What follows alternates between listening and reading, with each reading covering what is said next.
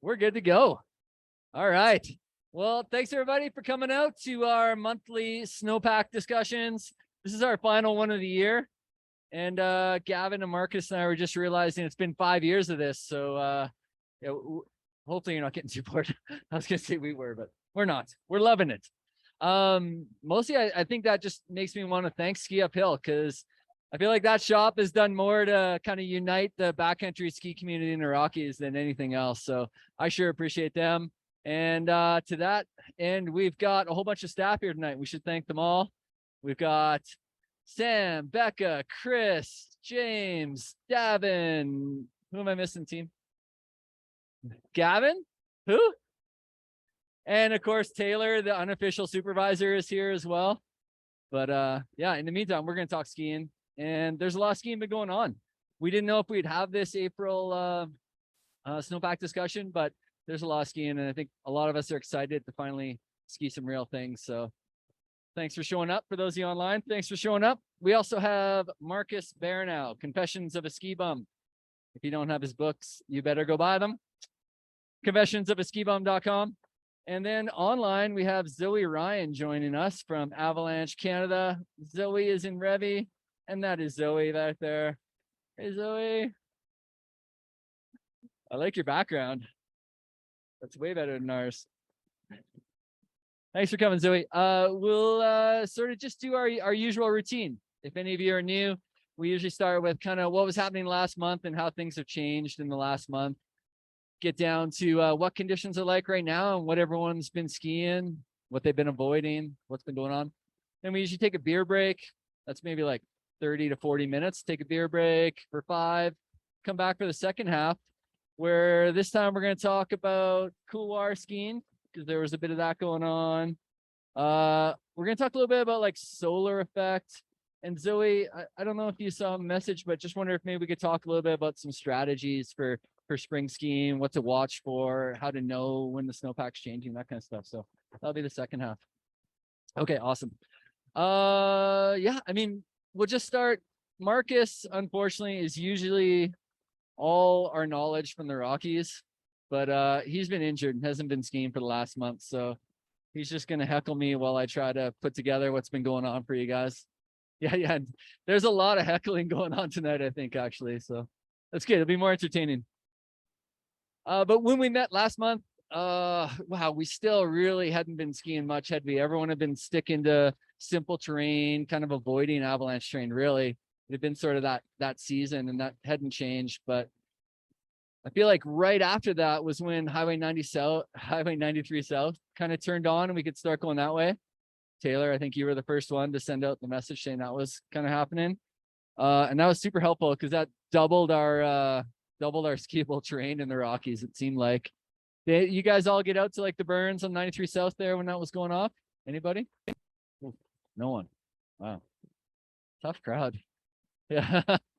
Well, it was good. It was briefly really good. Maybe not like the last couple of years where it was a month or two of 93 South, but basically what happened was the snow had consolidated enough that you could walk through all the logs and all the down timber and the burns and could start skiing some of the, first off, just the mellow slopes. So still was barely avalanche terrain we were skiing, but you know, in the burnt trees, it's kind of fun to be cruising on 30-degree slopes and less.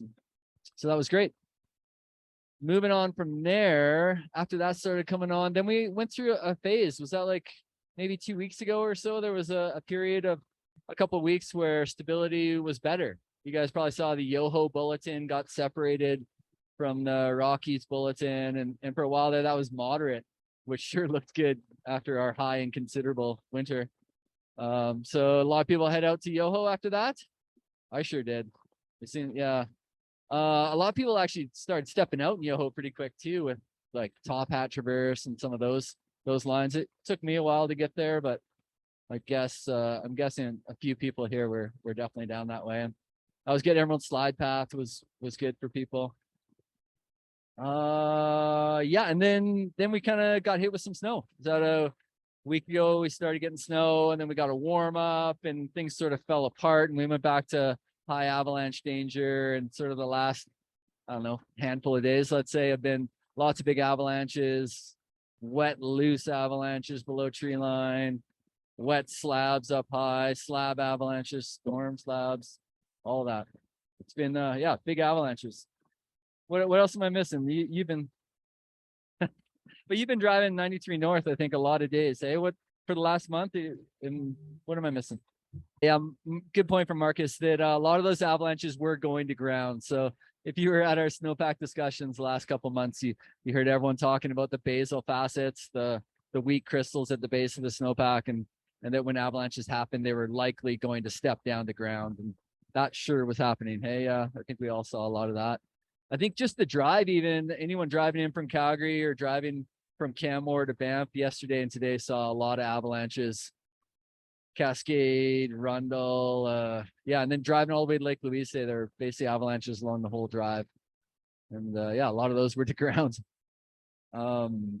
Yeah, so that's kind of the last month in a nutshell. The skiing got a little bit better, but we're still a little scared.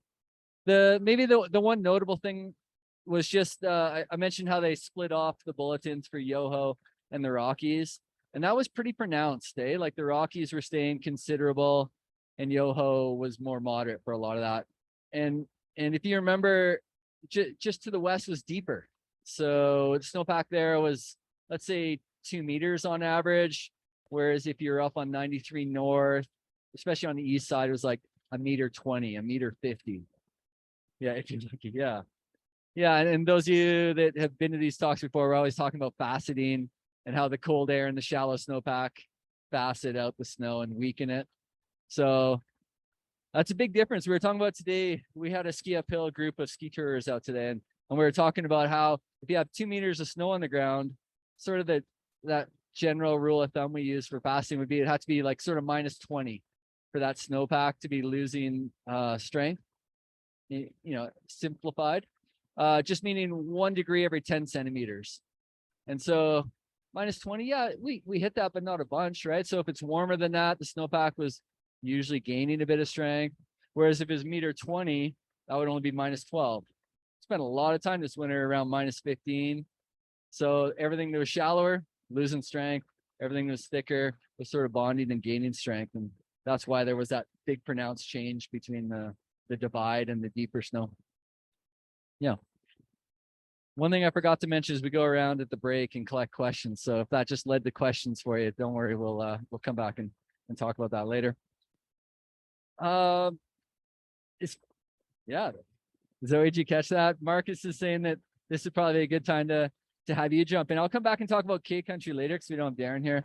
But usually the way we do is kind of east to west. But on the interior, we can talk a little bit about what's been going on for the last month. But maybe we could start first, even just by saying Marcus was asking why they do separate bulletins, and this year it's really free flowing. The borders you draw as a forecaster, Zoe's an avalanche forecaster for Avalanche Canada, but the borders you draw are different this year. You can draw them wherever you want, right? How's that working for you?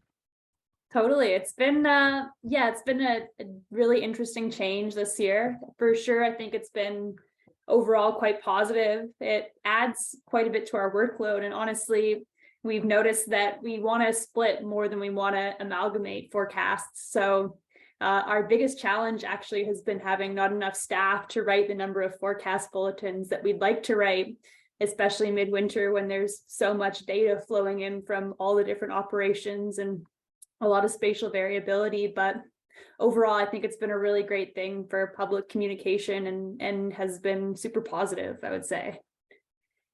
Yeah, I bet we often talk about how when you go to the Alps, there's like an avalanche bulletin for every little valley. And, there'd be like 2 bulletins between here and Banff or something. But yeah, obviously in Canada, we have a lot bigger space with a lot less people and a lot less info. So yeah.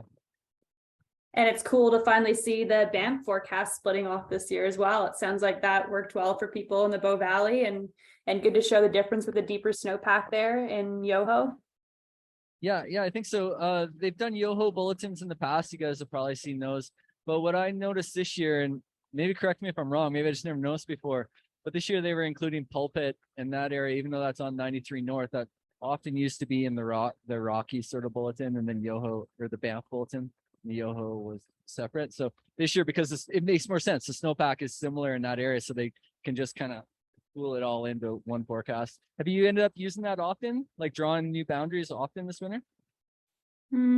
So the biggest change that we'll make is often when a weather system's coming in that's impacting a certain part of the region and not another. So it'll be kind of a short lasting change. And actually a really good example of it was the atmospheric river that came in a few days ago and kind of impacted the south pretty heavily. So like Kootenay boundary, Nelson area, but not so much making it into the North Columbias or kind of north of Revelstoke.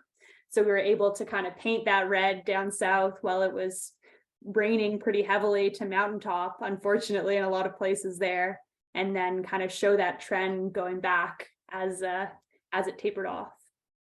Right. And because part of our job here is to translate all the slang, can you tell us what an atmospheric river is and how come it feels more like a creek when it gets here? Yeah, it's kind of this hype word, honestly, that's been used a lot in the past few years. But really what it's describing is just a strong southwest flow coming in off the Pacific, generally bringing pretty warm temperatures and heavy snowfall, or heavy precip, I should say. Right.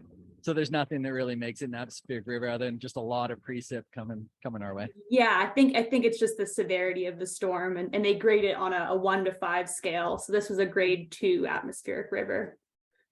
Oh, I didn't know there was a scale for it. Okay, that's good to know. Yeah. Sweet. Yeah, it used to always be Pineapple Express was what everyone would quote. Now it's atmospheric river. So what's been going on for the last month in the interior? I've got some Monashee specific questions for you, but I'll let you maybe just talk about Rogers Pass a little bit, because a lot of people here end up at Rogers Pass and then maybe into the Monashees too. Totally. Yeah. I mean, it's been a pretty wintry month, really.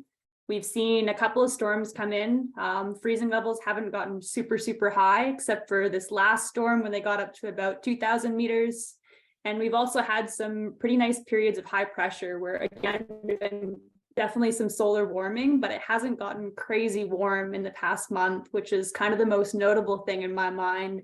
It still feels pretty wintry out there, and the snowpack is still definitely in a transitionary period. Like we've got crusts at low elevation and on solar aspects, but still dry snow up high, and it still feels like winter for sure.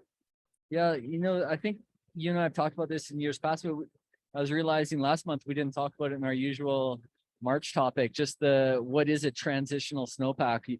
Maybe everyone hears that, but we often talk about especially March. I think I've said this before, but I remember when I got into guiding, there were some old guides who would try and take their vacations in March because they thought all the accidents, the big wrecks all happened in March because they call it a transitional snowpack. You're going from that early season into sort of the midwinter snowpack.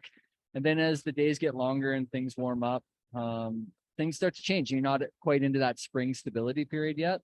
So maybe you get some anomalies. I don't know. Do you have a better way of describing a transitional snowpack? Yeah, I think that what you're saying makes a lot of sense. Another thing that comes to mind for me is that there's just a lot of complexity in the snowpack. I think that the way that Colin worded his headline in the Columbias today is great. He said that there's more avalanche. It's easier to describe the avalanche problems you don't have to worry about right now versus the ones you do have to worry about, because we've got buried sun crusts are a big thing for triggering storm slab or persistent slab avalanches. There's still some lingering surface hoar. And then, of course, we've got our lingering basal facets that haven't been super active this month, but probably will be when we see that big spring warm up, and it may creep up in a more subtle way than you might expect. So there's lots to think about. It's kind of what makes me think of the transitionary snowpack. Yeah, maybe that's the March thing. It's like all these avalanche problems just layer on top of each other for the whole winter, and then by spring they start to consolidate or just become one problem. But in the meantime, we've got the pile up of them all. And yeah, they're all a little tricky. Totally. Maybe that's the best way. But that led me to my question about the Monashees, because you mentioned the deep persistent slab problem. I was in the Monashees for a week, maybe a week and a half ago, 2 weeks ago. And that was the only avalanche problem we were listing. So bulletin was low, InfoX, everyone was calling it low, and listing the deep persistent slab problem. And I just coming from the Rockies, I found it a bit bizarre because really there hadn't been any avalanches on that layer. It was 2 meters down or more of like very, we say progressive resistance, meaning like the snowpack just gets denser and denser the lower you go. If you pull your probe out and just start poking it in, it's like just gets harder and harder. And then at the very bottom, there's, I don't know, 20 centimeters, maybe 30 of facets. You could just feel at the very bottom. And coming from the Rockies, they're like, this feels good. Really good. But still, we listed the deep persistent slab problem every day. I just wonder if you had anything to clear me up on that, because that was really politicking to take it off. Yeah, I mean, there has been a lot of discussion about that in the past month and a lot of differing opinions on how to best manage that in terms of public communication, because it does feel like it's quite an unlikely phenomenon. That being said, I work at a ski touring lodge in the Selkirk, Sorcerer Lodge. It's like east of Glacier National Park. And we continued to list it through that period. And I definitely got turned around on a few features and felt some really significant whumps. So in those like shallow, thick to thin areas, I was walking through a morainal area, got to a 50 centimeter deep little roll and had a huge whump where the whole group dropped, and you're like, oh yeah, it is still out there. And same thing, up tracking through some kind of shallow, thick to thin alpine, feeling those basal facets being a lot more pronounced in shallow areas. And I think that's really what the lingering concern is for human triggering, is those shallow areas. That being said, the Monachies does have a deeper snowpack overall, and maybe there's not as much of that terrain, but it's been a hot topic this month about how to communicate that to public. And I think it's super telling that when you look at the InfoX, which is an exchange by professionals, most people kept it in their problems and we're still expressing concern about it. So that's kind of where it stood, but I totally understand. Is it still that on Rogers Pass Bulletin? I didn't look at the Rogers Pass Bulletin. It's still calling deep persistent. And if they are, do they mean basal facets or do they mean a different persistent? So they had it turned off for the past couple of months, and they brought it back online for this last storm that came in the past 2 days, where freezing levels were getting up to like 2,000, maybe just above, and pretty significant precip coming in. I don't know at this stage if they had any deep persistent slab results or natural avalanches, but they've been turning it on and off in the public bulletin this year. That makes sense. So I mean, if you just picture in the Rockies, it's closer so we can feel it and everything. But there, if you have a weak bottom, every time you get new snow or new load on top, you're like, oh, I don't know, is that mid snowpack strong enough to bridge and hold that weight above the weak bottom or not? So every time a storm comes or temperatures rise, something changes, you step back and are scared. I think that was our whole speech last month, wasn't it, Marcus? Every time the weather changes, you need to step back with a deep persistent slab and just, yeah. Just if you're online, just hit repeat from last month and you can watch it again. But yeah, common thing, that's how you deal with deep persistent slabs. So that makes sense to turn it on and off all the time. Yeah, cool. And so what's going on these days? Like are people, I mean, it's Rogers Pass. I'm sure everyone's skiing steep lines every day. But what's going on for ski conditions and how is the skiing?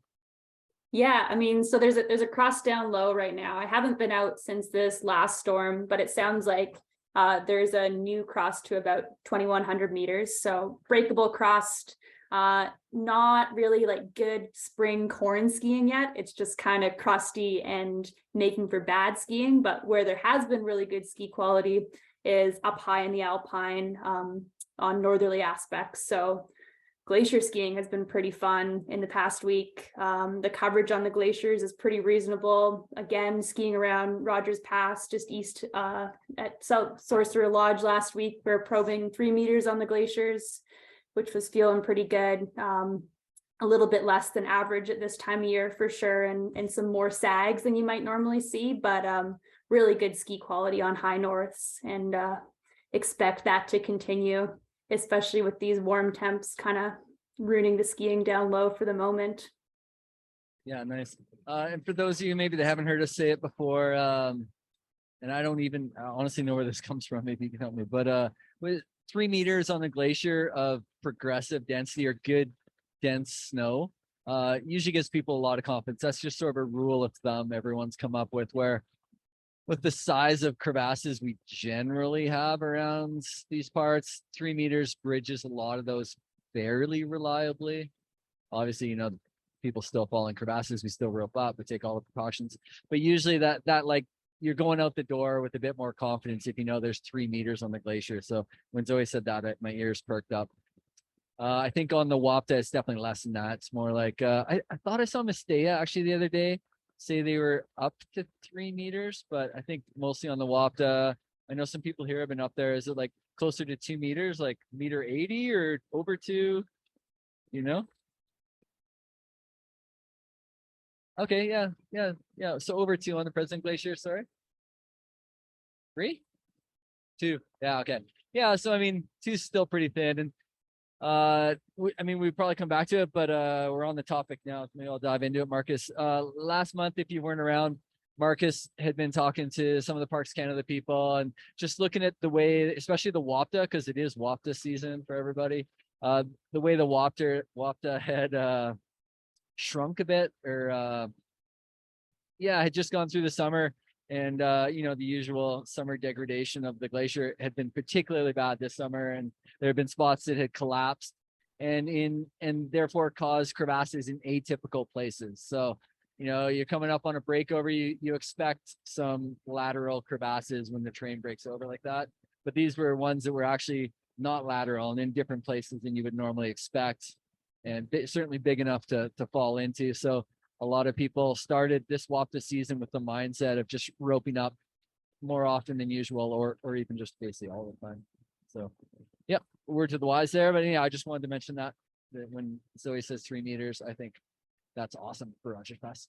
Okay, yeah. So for those of you online, Chris was just saying, and remind us, because we had talked about Belle Couloir earlier too, how a lot of those like little mini pocket glaciers, you might call them, or just neve lines, any line that basically holds snow and ice for the whole summer, just that they had all pulled back to and left birch runs or little crevasses where they weren't usually. And some of them were quite problematic, like Belle Couloir at the start of this year. People were thinking it might not even be skiable. I think that's changed. I think it is probably skiable now, but that was just something to watch out for based on any time you're on glacier right now. It's just been a couple warm years, and you know, especially with the lean winter too. So those warm summers definitely had an impact the last little while. Okay, we got way off topic though. We weren't supposed to talk about glaciers till later. But we were. And just making sure we didn't miss anything. Yeah, just everyone's roping up. Wapta has been getting lots of traffic. I feel like the president's been getting more traffic than usual this year too, or just I've heard about it a lot. Everyone's been heading up that way. Skiing good? Yeah. That smile says it all. Good. Oh yeah, maybe we'll ask during the break and get some data on that. But cool. I wanted to circle back. Usually we have Darren Bonk here. You guys have probably seen other ones where he's here. He's part of the Kananaskis Visitor Safety, which has a new name, but he does rescue and avalanche work on the Kananaskis team. But so I just took a brief look through the InfoX. He was saying there had been quite dramatic results in K country through this last avalanche cycle. And so I looked back through the results, and man, was he right. There was like 2 days ago there, they had 4 avalanches, natural avalanches, like size 3 or bigger. And that included Heroes Knob, so probably a lot of Canmorons, Ski Heroes Knob. And there's like basically hit all the ski tracks there. Sorry, I live in Banff, so Canmoron. But Commonwealth as well. Like, does anyone know Commonwealth Ridge? I know like the Commonwealth Zone, but I don't know what they were talking about when they listed an avalanche on Commonwealth Ridge. Anybody? So if you're looking at the couloir, it's to your left. That thing, yeah. So that went huge, like basically wall to wall, took out new timber, like basically expanded all the avalanche paths on there, which was a pretty shocking result for them, it sounded like. And then Buller spit out 2 different avalanches that got really close to the road, to within 50 meters of the road. So those are big results. And that was 2 days ago. So warming, new snow, kind of the Armageddon they were calling for in the bulletin was a high avalanche hazard and everything. So yeah, it definitely produced.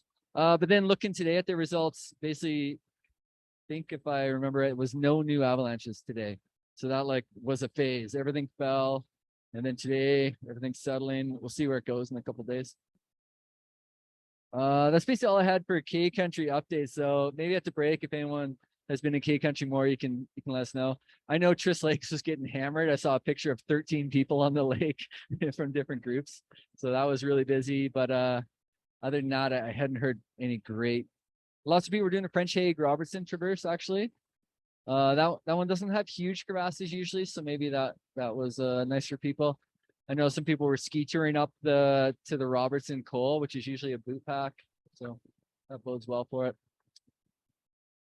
Yeah, that's sort of our K country update. As far as the Rockies, Marcus, anything I'm missing here from the last month to the present? All right, good enough. Then I'm guessing everyone here has read the bulletin anyhow. We're just coming out of a high avalanche phase. They're calling tomorrow considerable, and just looking ahead to the next few days of maybe a bit more snow. I'm hopeful. For those of you that haven't been out, the freezing line got up to. So 2 days ago it was raining hard in Lake Louise, and I think in Canmore too, right? Yeah. Yeah, it didn't freeze overnight. That's right.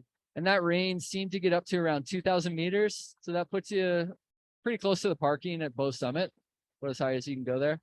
But above that, there was an older melt freeze crust that was carrying still. It had froze. So that was keeping you off the ground and skied okay a couple days ago. But that line dropped. So that 2,000 meters, that was kind of short-lived. And the line dropped to, I don't know if you want to say 1,800 meters. And then below 1,800 meters, you're dealing with like a really wet snowpack. Gord was out today. You remember how wet the snowpack was to the bottom? Yeah, you could grab the depth or even and make a snowball out of it. It was that wet. So yeah, but it was actually already a bit drier than I think it was yesterday. Give it a couple days for that moisture to kind of get through the snowpack and hopefully suck out a bit, and things will probably stabilize a little bit as it gets colder. Yeah, that puts us right near the break. Our first little break. We'll take a 5-minute break, grab some beers. Those of you online, open a new beer from the fridge. And when we come back, we're going to talk about, go over some couloirs, and just, that was sort of happening here for a while. A lot of people were skiing couloirs. And then also look ahead to what's going to happen in the snowpack and the Rockies. We'll talk to Zoe about the snowpack west of here, how the spring's shaping up. And then Zoe and I are going to try and pull out some tips for assessing spring hazard. Zoe, for you, the first thing I was going to start with was someone in the crowd was mentioning that, well, there was a few things about how maybe the Colorado Avalanche Association or the Utah do different things that AvCan doesn't do, that just come down to funding. And then that links into when you were talking about the having more forecasters to be able to break up the zones into smaller zones and more detailed forecasts. Really, that just comes down to funding. Is that right? You were saying that maybe you didn't have as many forecasters as you needed to do that. If someone in this room were just to raise a whole bunch of money, would that help Avalanche Canada out? Yeah, I mean, I can't say financing is really my department, but it wouldn't hurt. And I think that ultimately it does come down to funding and the number of forecasters we can have. We've also been kind of playing with, well, how does one individual write more forecasts in a day? Does that mean having some kind of automated weather system or using AI technology to make our lives easier? So I don't know. It's kind of interesting, the future of forecasting, honestly, and where it's going to go and how much is going to do it. Seriously, I've actually used it to write a few snowpack synopsis, and it's kind of wild how much better of a job it can occasionally do than I can with my poor grammar and run-on sentences. Wow, amazing. Okay, that wasn't where we thought that discussion was going to go. Thanks for that. Really what I wanted to tap into you with before we let you go was just well, a little bit about like spring and what someone should be watching for, how we're all going to deal with the next phase the snowpack's going to go through. So normally when we would meet in April, we would think we're into a melt freeze cycle already, but we're not here, and sounds like we're not in the interior. So we already touched on how it's a bit more of a complicated snowpack with some different touchy things in it. Maybe that's okay. But as we do transition into spring, yeah, what are some things we can watch for, like as we're out in the field? Got anything with that? Yeah. I mean, the way that I like to think about it is that spring is a pretty dynamic time of year. Conditions can vary pretty widely, and they can also change quite rapidly. So, you get those convective pulses, which is like small, intense periods of snowfall that come in, and you might get, 20 centimeters in one valley. And then the next valley, it's super sunny and the sun is really packing a punch and affecting the snow and creating wet avalanche problems, or this thing that's beside me, these big cornices that are out there. It's really affecting those, and large cornice falls can be pretty dangerous on their own or trigger slabs on the slope below. So it's a pretty dynamic time of year. Timing is huge. I think we talked about it last time, but planning your egress from your day, not just your access, and think about starting early, especially on those cold, clear days where things are pretty locked up to start, but can change pretty rapidly.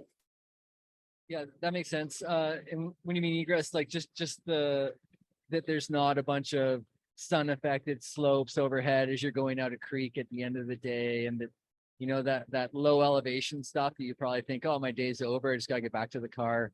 How that can actually have a high level of hazard by the end of the day.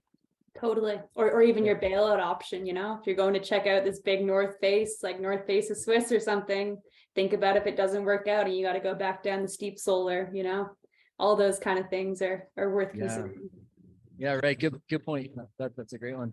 And then when you were talking about cornices as well, that looks like it's going to hit you actually, but the cornices, I think it probably makes sense to everyone if you have some snow overhanging and it gets warm, it's just more likely that's going to break, right? That snow is going to start losing strength, and eventually it's going to fall, especially on warm days. Or midwinter would be days where new snow is getting on top of it and making it heavier.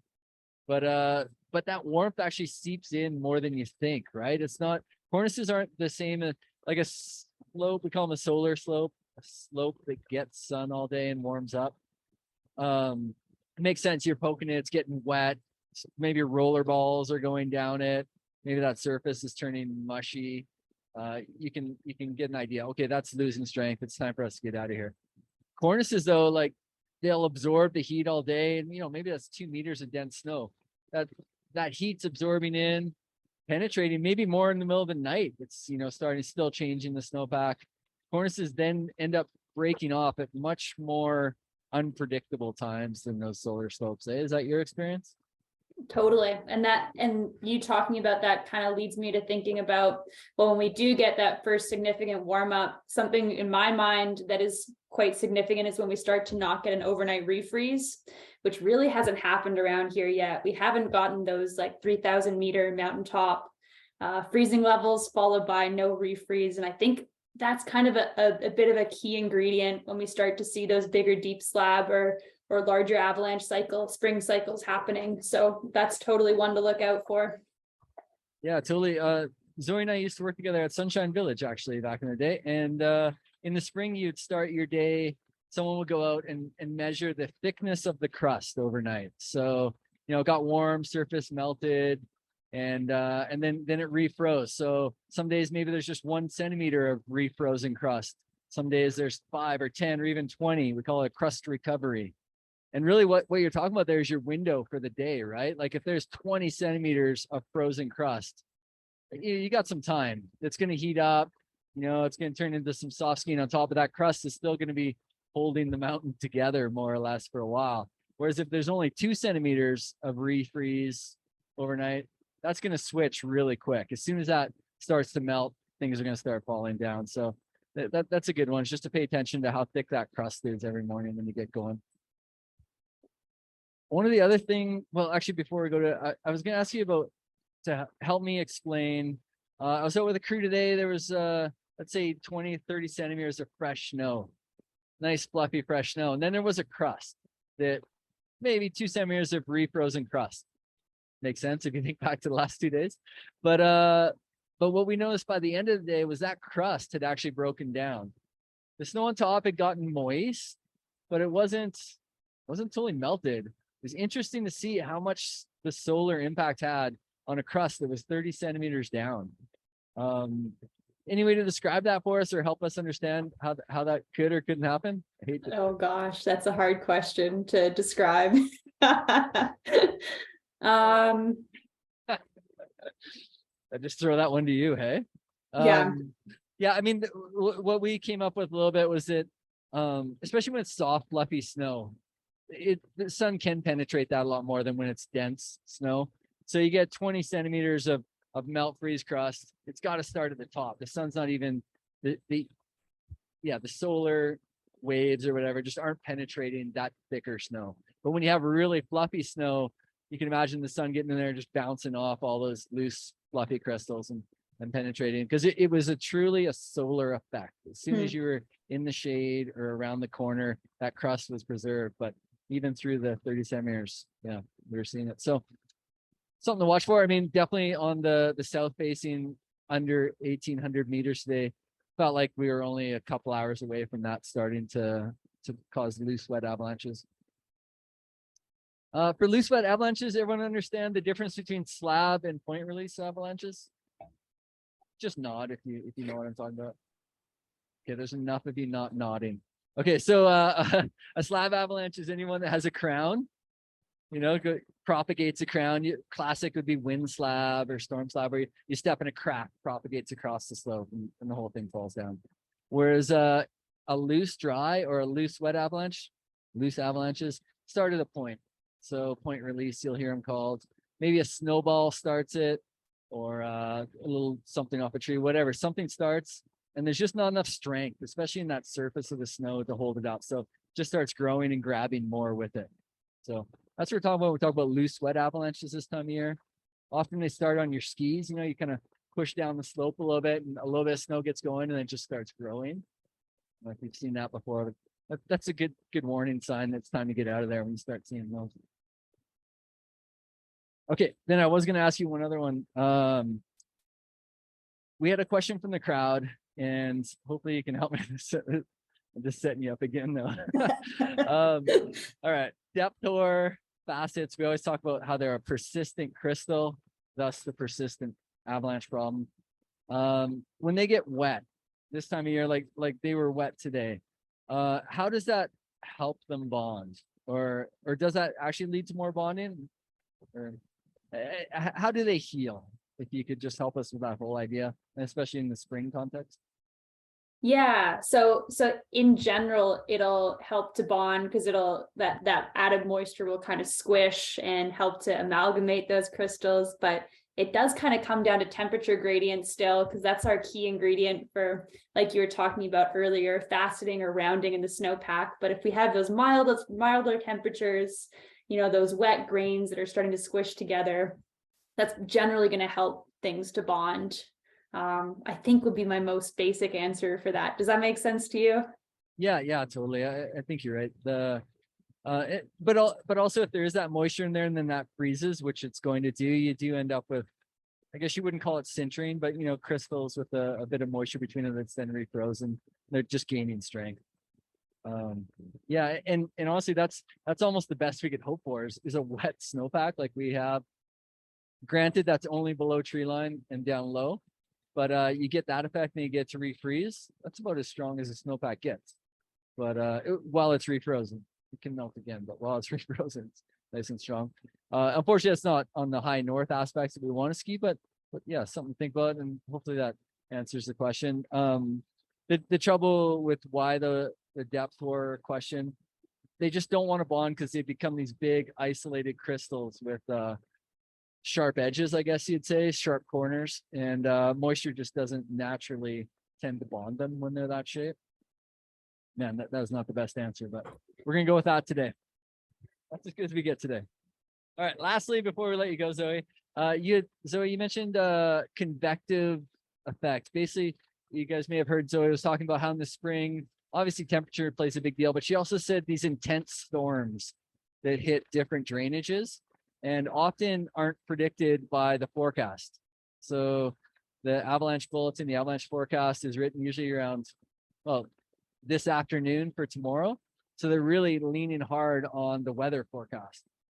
So if all of a sudden 20 centimeters falls and they weren't expecting it, it's incumbent on you as the skiers out there to recognize that and try and, you know, see if the avalanche danger has changed. So when you said convective storms, can you just maybe talk about what that means versus our normal storm patterns and Yeah, why so that happens in the spring more maybe?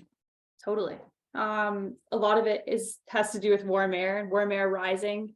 So springtime, we have like sun packing a punch as well as daytime warming. And it's common in the summer, you know, where you have this beautiful crisp morning, and then by the afternoon, you'll see those thunder clouds bubbling up. And that's essentially the same thing that's happening in the spring here, but rather than creating these thunderstorms, they're creating little convective cells of snowfall. Super hard to predict, very localized. And for me, it comes down to just validating the forecast with what you're seeing in the field. Like, you know, maybe the forecaster didn't pick that up, and now you're suddenly seeing 20 centimeters of new snow. Well, that wasn't in the bulletin. So probably the bulletin's not going to be incredibly accurate, and it's time to kind of step back and reassess the avalanche danger. Nice. Yeah, that makes perfect sense. We had different but similar that we were out today. Linda, remember it was saying that it was only moderate avalanche danger below tree line where we were skiing today, but then we were out all day and it was supposed to be stormy and overcast, and it was beautiful and clear and warm. So I think avalanche danger was actually elevated. It was higher than that in the afternoon where we were. So you got to take the bulletin with a grain of salt. They're doing their best forecast, but you know, they definitely can't predict the weather any better than the weatherman. So we'll give you a pass on that.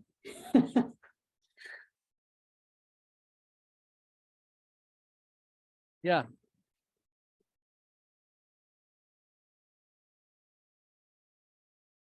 Yeah, good point. Just that we got lower down and the snow didn't have the strength to hold us up down there. Yeah, that's right. Totally. And it had warmed up, so that crust had broken down that we were talking about. Yeah.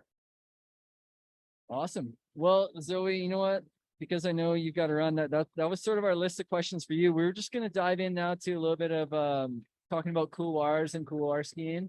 We'll pull up a few photos of some local couloirs.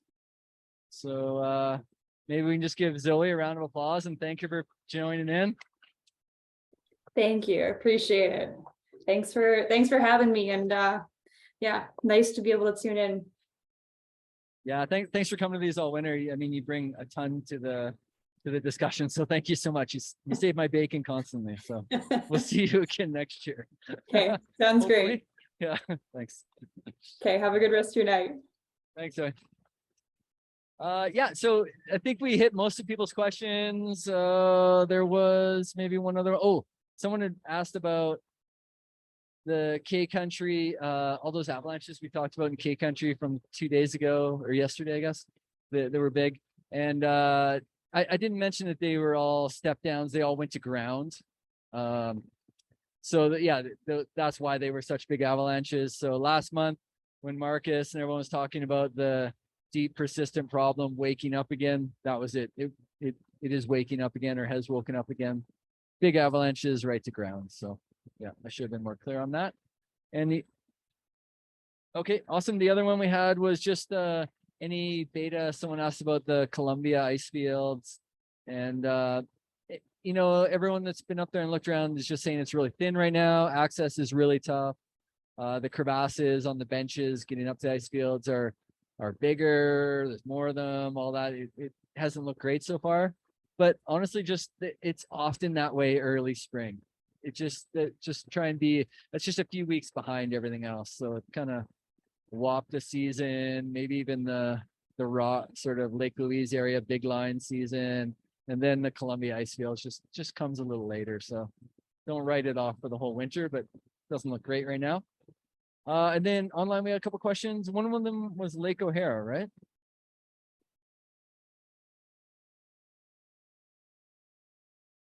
Yeah, Cathedral specifically, whether anyone's been skiing Cathedral, was it? Yeah. I was kind of looking at Cathedral all day today, but I couldn't see. There were definitely no tracks coming out of the couloir, but that would be a really bold move right now. I don't think anyone here been up Cathedral yet this year. That seems a little early. Oh, you have?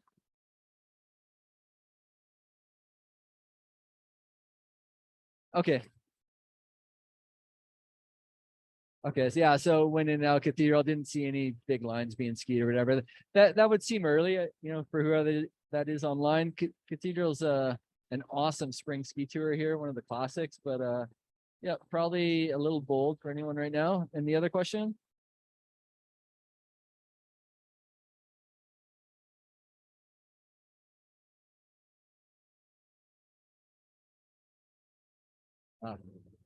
Right, just asking about the French Hague Robertson Traverse in K Country and why that's in shape right now, or what we mean when we say that's in shape right now. Yeah, just that people have been getting out and having a good time on it, that they haven't been seeing big crevasses, and that the getting to the col on the sunny side of the Robertson col has been relatively easy so far this year. Yeah, I think that's about as much as we can endorse. Whoa, hey, good timing, Chris. Come on up. Come on, yeah, you. Chris Moneypenny, everyone. So I've been poking around a couple of steeper lines, but having been a child of summer for the last 3 years, the steeper lines have been holding really big, fat cornices in the Rockies. This year they're really smaller, and I'm concerned and kind of worried. Do smaller cornices kind of fail earlier in the season? Are they more susceptible to solar warming or faceting? Like, this year has been very different compared to the last 2 or 3 years. And for a lot of people that have kind of progressed a little bit in the last couple of years, this year's been a very hard rounding back to reality. Great question, because it doesn't have a clear answer, but it's good conversation. Yeah, the first part there, you're saying, and we've been repeating it all year, but yeah, if you've taken up ski touring in the last 5 years, this winter seems like an anomaly to you. It's not really. This is just slightly on the bad side of average in my 20 couple of years. So it's just, we had a couple really good years in a row. So those were great.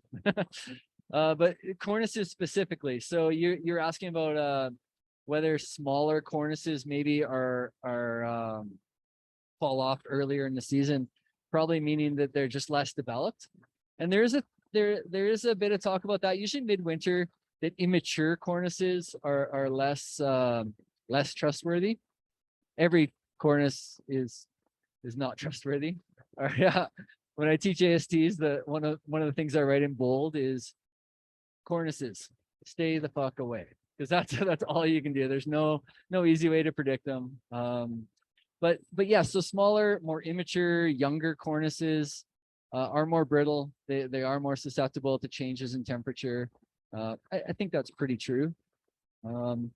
Bigger ones, often, like you were talking about cornices, or sorry, couloirs specifically earlier, Chris, and if you picture like a cornice at the top, it's often kind of a scoop with a cornice that spans those two sides and has been there the whole year, and it's kind of like bridging from this side of the couloir to that side. And man, when they get old, they get permanent. And if you look at them, you can kind of see, oh yeah, they're sag. There's a lot of snow underneath. Sometimes they have like an underbelly that's laying on the ground even. You're like, this is a huge cornice, but it's just there. How much faith you want to put in that, I don't know, but yeah, often the shape. Whereas in other times you might see this beak. There's a flat ridge and there's just a beak of cornice that's sticking out over it. I'm not trusting that guy, no matter how old it is or new. Yeah, but you're right. And if a cornice has gone through, let's say we have a big melt and then it freezes again, and a week later temperatures have been stable, you're like, it's probably pretty stuck on there at that point, But really, these are just degrees of risk. It's never safe. Just maybe a little less dangerous at times like that. I'm gonna actually talk. And I'm just gonna add, like, a little cornice is still really scary. Like, I've almost died from like small cornice hits in steep terrain. And like, if you're in 45+ degree terrain and it's a cornice, not even very big, hits you square on, it's gonna peel you unless you're really like ready for it. So yeah, you see a little cornice and it's still bad, maybe avoid it. Just avoid cornices. Good point. As Marcus was saying, I was picturing like one of these picnic tables. If that was a cornice, you'd say that's pretty small, right? But if that's dense snow, probably pretty heavy. Yeah, like that. Yeah, I mean that's gonna break bones for sure. It's also gonna be a real impact on the slope. Like that's probably about equal to a 1 kilogram charge, when you're trying to cause avalanches with explosives. That would be equivalent to that. So yeah, they don't have to be big. But I do think there's something maybe to the shape. Like, the lines that Chris likes to ski are fairly aggressive. There's a certain level of risk you're accepting to ski those lines. So, talking a little bit about wind cornices are higher risk or lower risk probably makes sense. But yeah. Right. The avalanches I was talking about from Cape Country weren't on the MIN. They were on the professional information exchange. That's why you're not seeing them there. But and you're right, they didn't list them all in their bulletin. But cut them some slack. When you're out in the field all day and you get back at 4 o'clock to write the bulletin before you go home at 5, you do your best. And all the information's there. They just maybe didn't list all the avalanches. Okay, then I wonder if we could jump into some of the couloir stuff, Marcus. Unless there's any other questions about that stuff. Oh yeah.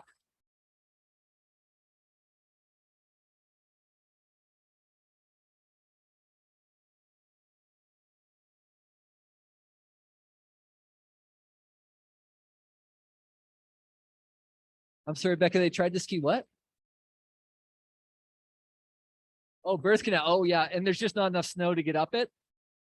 Yeah, okay, right. Yeah, that's true. So for those of you that couldn't hear, just saying that someone from SkiUphill, one of the customers, had come in and said that they had gone up to look at birth canal on Nareo. Thanks. Yeah.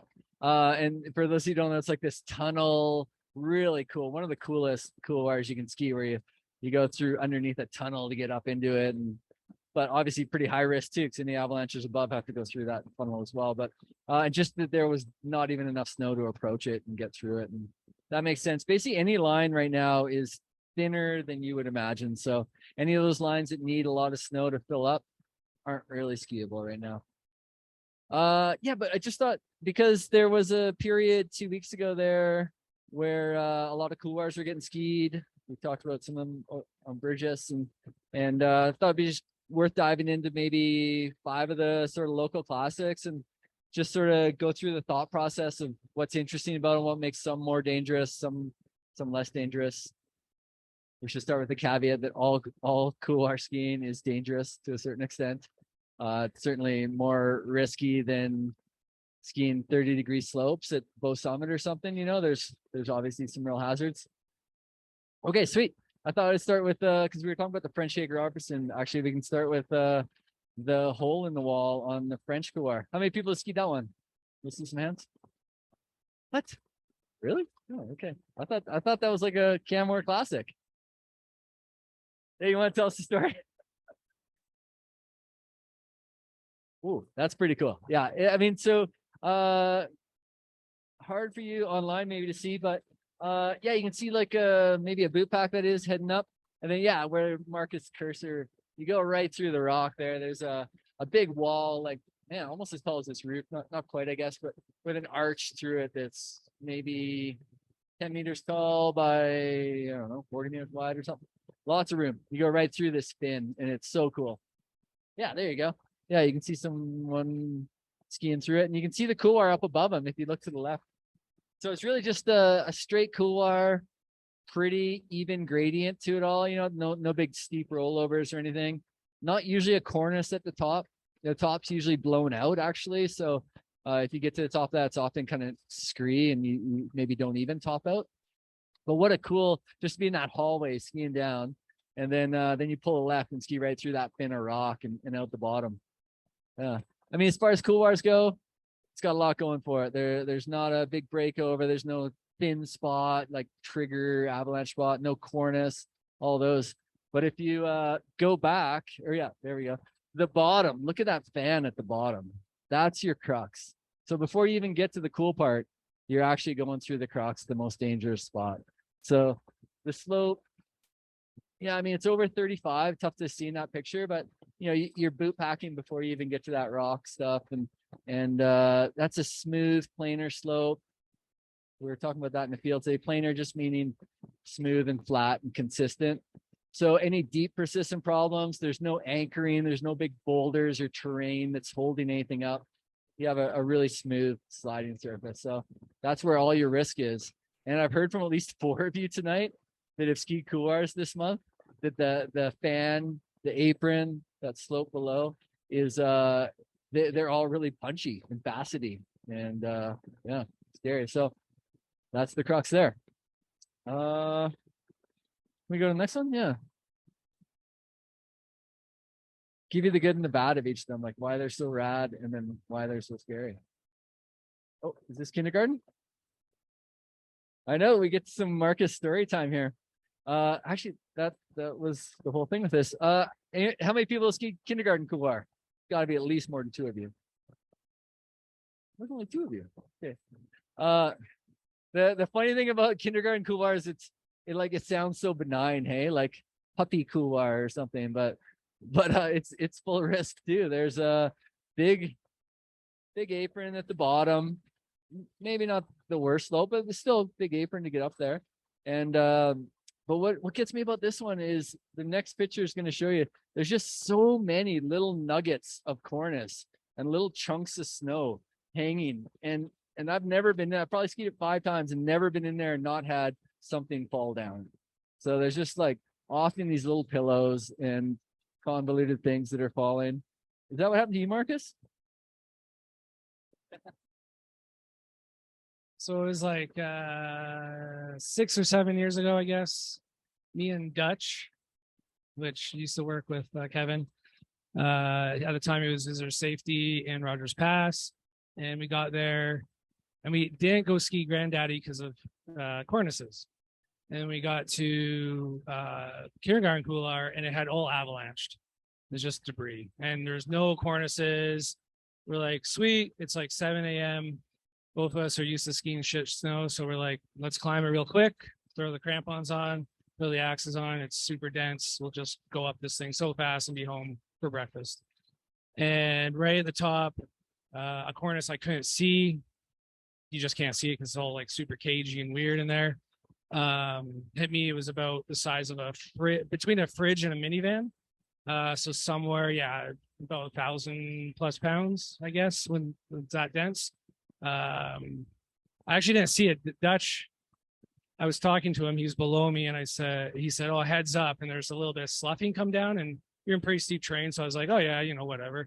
I moved over to a little spine feature to let it go by me, and I looked up, and there's things like in the air, like coming right at me.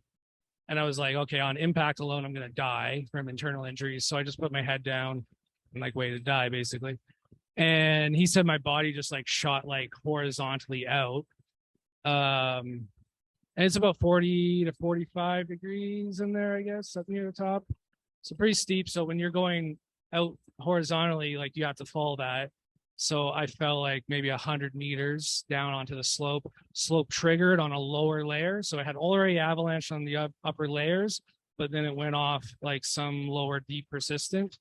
So then I was in a size 2 avalanche. At that point, I realized I was alive, which was amazing. And I started choking on snow. I was able to like, do the dab, and like get the snow out, cover my face, stick my hand out. And then all of a sudden it just like spit me out. And I was like riding on the avalanche, bleeding. And I thought Dutch was in the avalanche, but he wasn't. And I got everything but a ski pole back. So it was great. That's my story. My take home from that story they didn't even mention is that you were using the K2 shacks. The K2 axe that turns into an ice axe. But he was using that and then you lost it. So then you couldn't do an avalanche. Yeah. So this was my first day testing the how do you even say it? Shacks.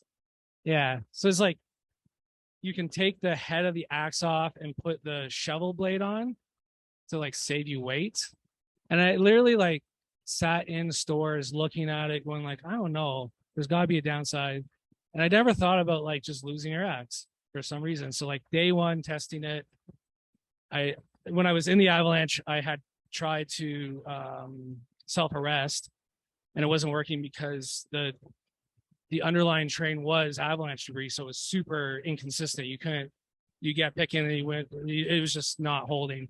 And that's when the snow started filling my airway. So I was like, well, I'm either going to like suffocate or what, I had to pick here how I'm going to die. So, I decided not to suffocate.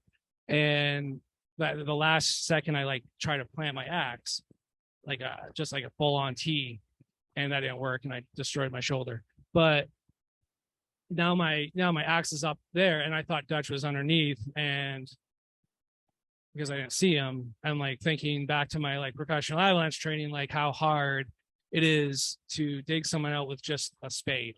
Like you're not going to dig someone out with a spade. It's not going to happen unless you're super like crazy lucky, and you don't rely on that. So then I'm just like, holy fuck, I like killed my friend because I was trying to save 100 grams. It's like pretty shitty for him, but he was alive, and I never used the product again. So I don't recommend you use that. And you can get like less weighted things, like the new Petzl and the new Mammut shovel weighs less together than the shacks anyways. So yeah. I'm pretty sure SkiUphill has some really lightweight axes too. So if you're looking for one, go see Gavin. All right, that was great. Thanks, thanks, Marcus. That was better story time for kindergarten than I could have done. So, what was next on the list? I think Aimer, maybe. All right. Are you gonna have better stories than me for every one of these? Oh my God. Okay. I'll point out the hazard. You tell the story. How many people have skied Aimer couloir then? This can break the record. Hey, we broke the record. I think there was 4, so that's good. I'd say like Aimer's, well, it's one of the 50 classics. It's like a classic for sure, but it also gets skied quite a bit these days. It's not like a rarity like it was back in the day. And the fan on this one is often pretty blown out. A lot of wind goes through that valley. So it's not usually the apron fan blow. That's not usually a huge avalanche hazard. The main hazards for Aimer, I would say, were, if you look, it's tough to tell with the angles, but if you look above the couloir and to the right, there's actually quite a big wall there. And you might not know it when you see it in the afternoon and you're scoping, but first thing in the morning, that wall gets sun. So as you're going up in the shade and even in the dark, the first light actually hits that. So if you're worried about sun causing any sloughing down it, that's going to happen first thing in the morning. And if you have climbed, for those of you that have climbed it, you notice there's usually a runnel. Is that like 2/3 of the way up, maybe halfway up? Usually a runnel that comes down off that wall, and you can just see that it kind of constantly sloughs the bottom half. And once you get above that, you start feeling a lot safer because all of a sudden there's nothing over your head that's dropping things. So I'd say that's one of the main hazards. The other one's just falling. Like you're getting into steep terrain here. People that fall on the top half of Aimer often don't stop. So I know Parks has had a few rescues in there. One of them, yeah. So I mean, I'll leave you some time for your story. But our story was that we skied it, and we argued over whether if you fell, you would end up going down and to the right. I don't know if I had another picture in there. Is there? No, shoot. Down and to the right, there's more cliffs, but it seems like pretty rare that you would get pulled to the right. And so I was arguing, no, that would never happen. You're just gonna go out on the fan, it'll be fine. And like within a week, someone fell down it and did go to the right and got beat up. They were fine, they survived, but Parks Canada came in with a long line and got him, and I was proven wrong pretty quickly. Do you have a good story for Aimer? Yeah, come tell us.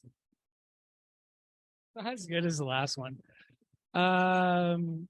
Yeah, like multiple people have almost fallen into the lake, actually.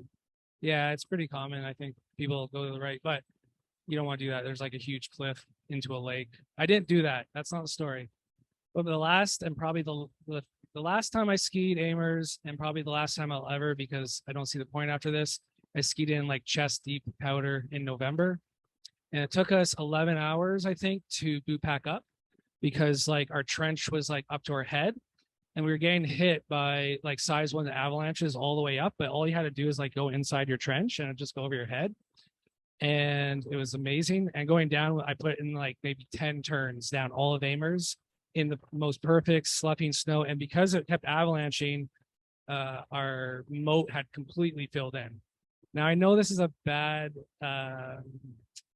you probably shouldn't do this, but it was the best ski of my life. And I was with a guy who was in the army, and he looked at me. He was like, "Is this safe?" I was like, "No, it's not safe, but it will be the best skiing of your life if you live." And so he was like, "I'm in." So we went. That's my story. We all make decisions. Oh, that's great. I would love to ski in fresh path. That'd be amazing. Oh yeah, the next one I had just further along on Temple, I threw Cobra in there just because it's really similar. If you're looking at one, the other's probably in. So just thought we'd look at the differences. I wish I had better shots of Cobra. Cobra Couloir is just further right on Mount Temple. There's all these little couloirs. Someone was talking about them earlier, actually. And yeah, they all have, or a lot of them have some sort of Serac objective hazard over the top. So some sort of ice or something that could fall in them. And then if you go far enough over, you kind of get to Cobra Couloir here. That has this big head wall above it. It's even overhanging some of it. And if you look around, you're kind of engulfed by this rock, and it doesn't feel like, I mean, you can tell me I'm wrong, but it doesn't feel like there's a bunch of snow up there that's going to come down and get you. So that overhead hazard maybe isn't as big a deal. But what you do want to do is put a helmet on before you climb it, because there's definitely a chance for rock fall. I haven't seen a ton of rock in that one. I've seen more in Amer, but you want to tell a story about this one? Okay, yeah. Okay. Oh yeah. And actually the only thing we were gonna add to that one was that the fan below this one too just gets blown out by cross winds coming down Paradise Valley. So that's another one where the apron usually isn't your biggest hazard or your biggest fear from an avalanche perspective. It's rocky though. And right now it's really blown out. Like you might even have to walk up the apron to then start skinning again or boot pack up the couloir. It's also not nearly as steep as Amer couloir. So yeah. Oh yeah, sweet. We talked about Bell couloir a couple times. Yeah, I mean, it's kind of a different angle. If you're at Taylor Lake, you get a different angle on it. This is sort of the next ridge to the right looking back. But Bell couloir, we were saying earlier, holds snow and ice all summer. So we're calling it neve or like a mini glacier. And we were talking about how there's new crevasses in it. And those crevasses were going right across down low, but yeah, also the middle there. Yeah. And in the fall certainly made it look like it would be really tough to climb that line this year. So I don't know. Has anyone been up there this year? Man, you guys are no help at all tonight.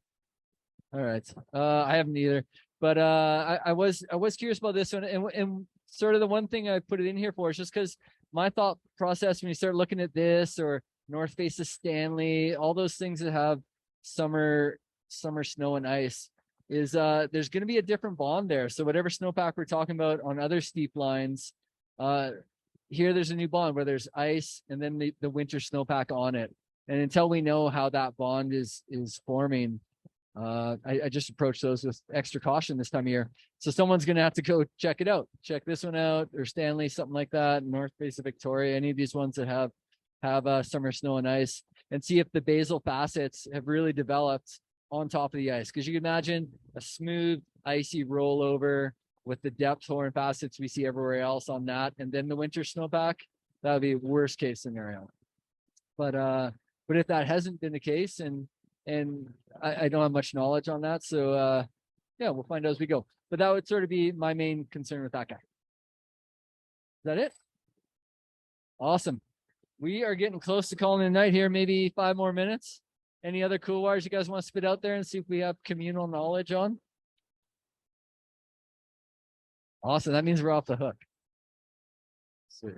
Well, I just want to thank everyone for coming out, because honestly, this was a bigger turnout online and here than we expected. We often don't do an April one. So thank you all for coming. Thank you, SkiUphill, for putting this on. Gavin, we appreciate you.